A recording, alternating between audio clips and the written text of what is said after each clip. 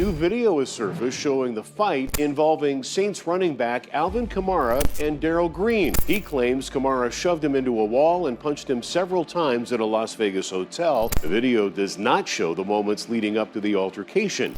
I personally think there's a chance that Alvin Kamara's team made the wrong choice here because he seems to be okay for this upcoming season. As a matter of fact, he's been performing pretty well recently despite the questionable quarterback situation for the New Orleans Saints. But it finally happened. We said this from the very beginning. At some point or another, footage of this incident is going to come out. And as time progressed forward, we got little morsels, little tiny samples of the incident, but we finally got the video footage. So before we get to the content, this video is going to get demonetized because Alvin Kamara beat the living out of this guy. I'm not even kidding. So a like would push this video further in the algorithm. We do a weekly giveaway of $100 to a subscriber that turns on our notifications on this channel. And now that we get all that out of the way, break!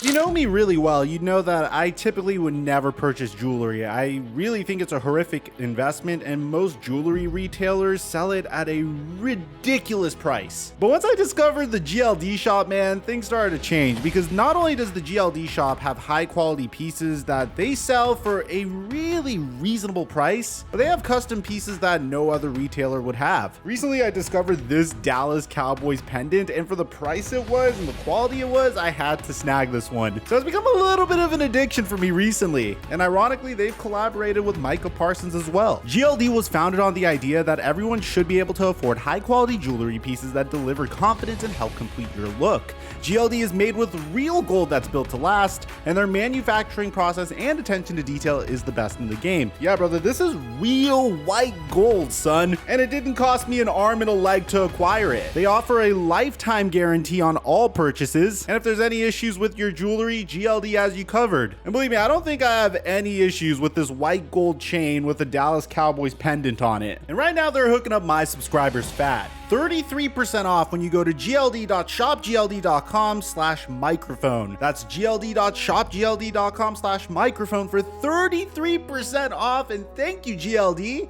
for the sponsorship. Mic check 1 2 1 2. What's going on, everybody? It's been about 2 weeks since I last brought you guys an update in regards to what's going on with Alvin Kamara. And in the very beginning of the season, we weren't necessarily really concerned. As a matter of fact, Adam Schefter had this to say about Alvin Kamara's status. So if we're talking about Alvin Kamara from a fantasy standpoint, there's a real chance, Field, that the status of that case is not going to affect his availability this season. Now, at some point in time, depending on what the investigation shows, yes, he could be disciplined. But in terms of this season, his attorneys keep pushing out the case. It keeps being pushed back. And by the time that there's resolution to it, this season may well be underway, and Alvin Kamara may be on the field for the majority, if not all, of this season. And that in of itself would make any New Orleans Saints fan feel relatively comfortable. I mean, your star running back is going to be good for this upcoming season. Hell, I felt comfortable enough to draft him in fantasy football, and recently he's been making me look kind of smart for doing that. But of course, as Adam Schefter predicted, and as I predicted when we originally heard about this incident, as time progresses on, we're going to get video footage. And when that video footage comes out, the question is it going to be so bad that the league has to take action immediately? Or is it going to be something that they're going to address in the offseason? Maybe it's a slap on the wrist. I don't know what it is because Alvin Kamara is a huge star in the league. I don't know if it's the fact that the Saints are having a down season. I don't know if it's the fact that Deshaun Watson's case kind of dominated headlines over the past couple of months. So people are a little bit desensitized to a football star beating the living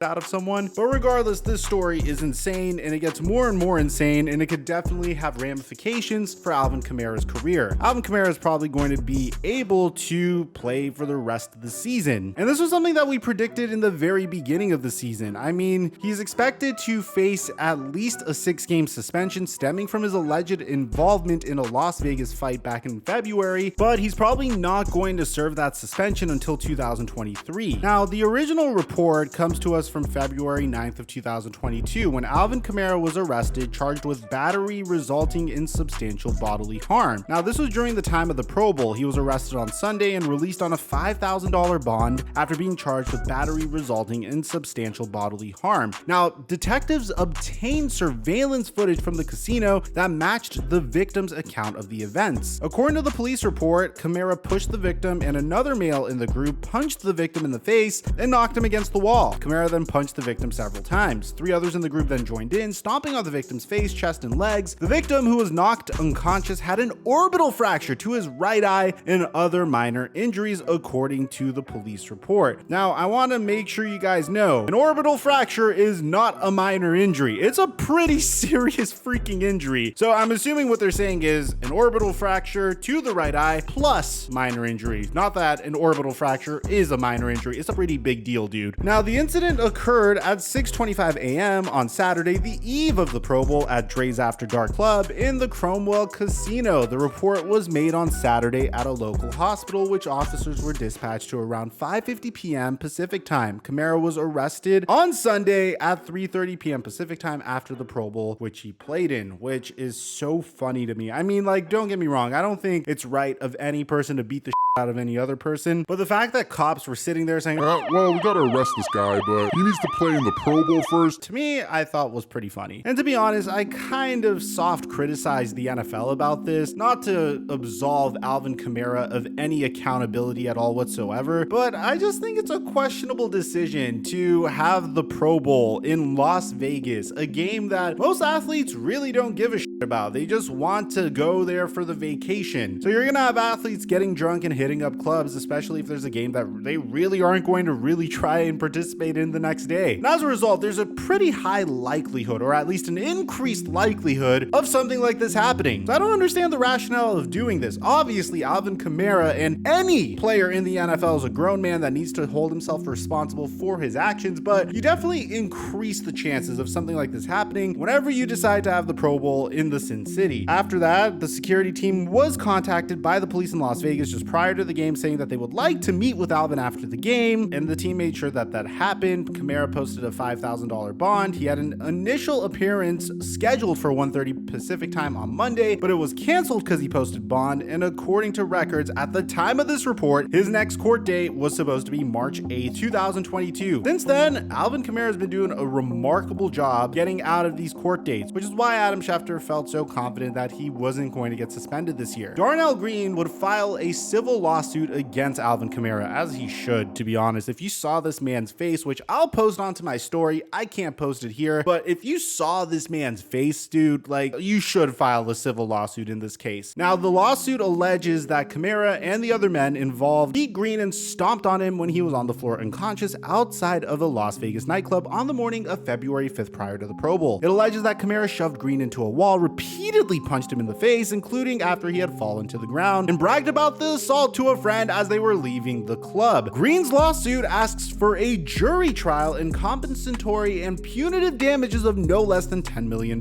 It seeks $5 million in actual damages for pecuniary losses, pain and suffering, disfigurement, mental anguish, and past, present, and future medical expenses, and $5 million in exemplary damages. The lawsuit states that Green sustained several injuries to his neck, back, head, shoulder, knees, and face. It says medical testing confirmed a disfiguring facial fracture to Green's right orbital bone, blunt force trauma to his head, multiple disc protrusions, and structural tears in his shoulder. The lawsuit, which includes alleged photos from the nightclub security cameras, says that Green had to go to the hospital because of his injuries and will need multiple surgeries as a result. Kamara is facing a misdemeanor charge of conspiracy to commit battery and a felony charge of battery resulting in substantial bodily harm, and his court case had been pushed back several times, with the next hearing being scheduled for November 9th, which is why the timing of this footage is pretty interesting. Seems like now Alvin Kamara actually has to attend the hearing. At least according to my research, there has not been any indication that this is going to get pushed off. We're going to show you the footage in just a second, but pay attention to what Darnell Green says here because it's kind of true. Green also accuses the NFL of not doing enough to punish Kamara, saying in the lawsuit that that Kamara currently faces criminal charges for the occurrence described herein. However, these proceedings have seemingly been put on pause to allow Kamara to play an entire season for the Saints without being suspended. Furthermore, NFL Commissioner Roger Goodell has failed to fully investigate the incident at hand and is ostensibly waiting for the criminal proceedings to play out before issuing a suspension. It is highly suspected that Goodell has seen the violent security footage of the assault just as plaintiff has, but is choosing not to take corrective action. Darnell Green refuses to allow the commissioner, the authorities, or Kamara himself to sweep the matter under the rug. Now, ladies and gentlemen, we actually know who Darnell Green is being represented by. Any guesses as to who is representing Darnell Green? It's probably the only lawyer that I have been mentioning in all of my videos on this channel, on Mikerophone and Flight Mic for probably the past year. Ladies and gentlemen, the Honorable Tony Buzbee. Yes, Tony Buzbee, the Houston attorney who has been representing multiple women accusing Deshaun Watson of sexual misconduct, who most recently is representing the woman that Joshua Primo made uncomfortable through his advances, which we have a video on Flight Mic on if you guys want to check it out. That's insane. Is also representing Darnell Green in this lawsuit against Alvin Kamara. It seems like Tony Buzbee really has found his niche, going after athletes in civil lawsuits where they're being accused of doing wrong. But to be honest, it's not looking good for Alvin Kamara here. We showed you this in the last video where there's multiple pictures of Alvin Kamara and his group stomping Darnell Green as he lays defenseless on the ground, and now we have video footage, so it's not pretty. So as you can see over here, there's Alvin Kamara, and he is clearly beating the crap out of Darnell Green, and then that's where the stomping ensues. So Green is clearly defenseless on the ground, like the pictures indicate. You can see this footage keeps going and going for about 15 to 20 seconds. They're stomping him on the ground when clearly he's outmatched, and I honestly think it's unnecessary at that point. But there's also Alvin Kamara's side in this situation. According to Alvin Kamara's sources, the video reportedly doesn't tell the full story, and it claims that the alleged victim became violent first. The incident happened back on February 5th inside the Cromwell Hotel and Casino. According to an October lawsuit filed by Darnell Green, the altercation all went down after he and the New Orleans Saints superstar got into an argument outside of an elevator of the hotel's popular Dre's nightclub. Green alleged that he tried to get on the lift with Kamara and Kamara's associates, but he claimed in his suit that the football player barred him from getting on by throwing his arm across Green's chest and then brutally attacking him. In the new footage, you can see Kamara wearing a light shirt and his signature dreads, throwing multiple blows at Green. The clip shows the punches ultimately took the man to the ground. While down, the video shows several other men jumping into the attack, kicking and stomping the guy before clearing out. The footage appears to match pictures that Green's attorneys included in the lawsuit against Kamara last month. According to the suit, as a result of the beatdown, Green suffered injuries to his neck, back, head, shoulder, knees, and face, including a disfiguring facial fracture to his right orbital bone. Green is suing Kamara for $10 million.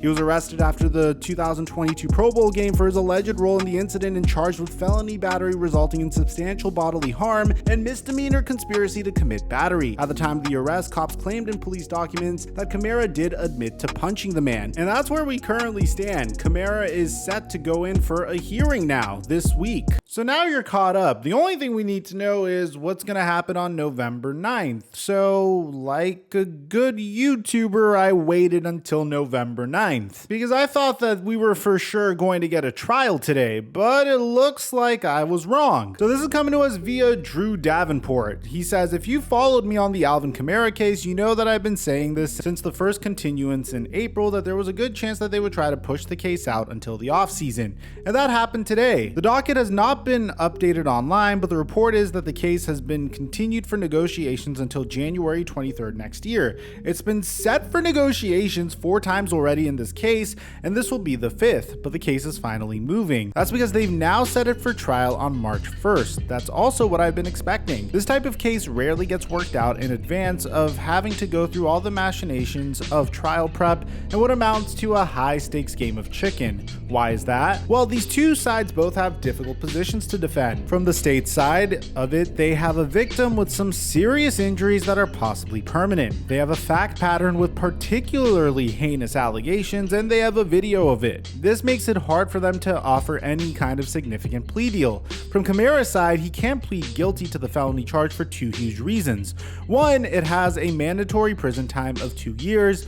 2, the personal conduct policy kicks in at 6+ games for felony battery. He could possibly take a misdemeanor type battery charge if they offered it, because it destroys those 2 ancillary effects from the previous tweet, but the state will find it hard to offer that, hence the trial date. That doesn't mean it will never be worked out, but the chance of a trial in this type of case is always higher than most. Is it normal for a case to take this long, or is that because he's rich and famous? Yes and no, and yes and no. It's not unusual for serious felony charges to take this long, but I think 5 negotiation court dates before a trial date might be a touch on the high side, but again, nothing crazy. The rich and famous part is different. I'm not going to mince words. Our justice system is like most things in American life in that money helps. That's part of the reason I'm a public defender, because I think that's wrong in the courts. But having said that, it's not unusual for a court to take someone's job into account when setting their docket.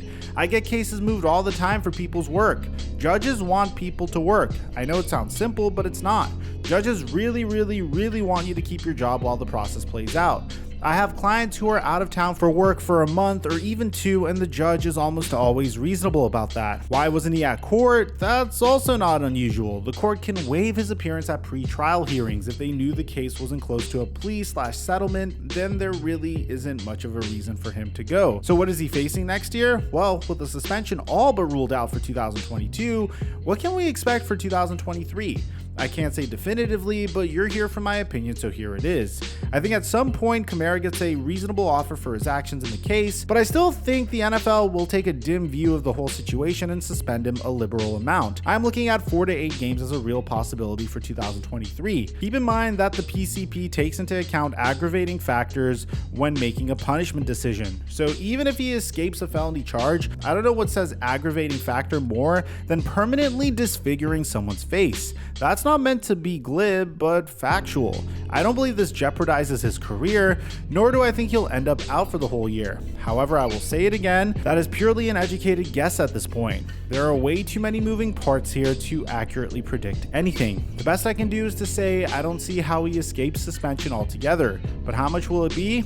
We'll see in March. So it seems like Alvin Kamara has gotten out of it again, at least for the remainder of this year. What does this mean for his future? It seems a little murky. It could be something as simple as a 4 to 8 game suspension when he comes back next year, or he could potentially go to prison. Let me know in the comment section down below what you guys think is going to happen. Aside from that, I'm your boy Mike.